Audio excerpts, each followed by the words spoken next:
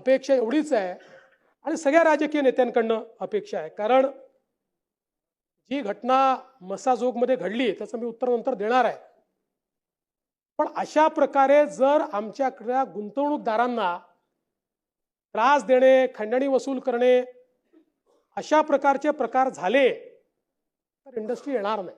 आणि त्यामुळे माझे सगळ्या म्हणजे माझ्या पक्षासहित सगळ्या राजकीय पक्षाच्या नेत्यांना विनंती आहे, हे जेवढे वसुलीबाज आहेत हे कोणा ना कोणाचा आसरा घेतात.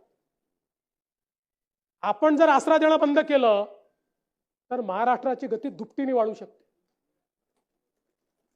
आणि मी आज एवढं आपल्याला सांगतो की या संदर्भात आमची भूमिका झिरो टॉलरन्सची राहणार आहे. जो असेल त्याच्यावर कारवाई तर होईलच, पण जो कठोरात कठोर कायदा आहे त्या कायद्यात आम्ही कारवाई करणार, 100% करणार.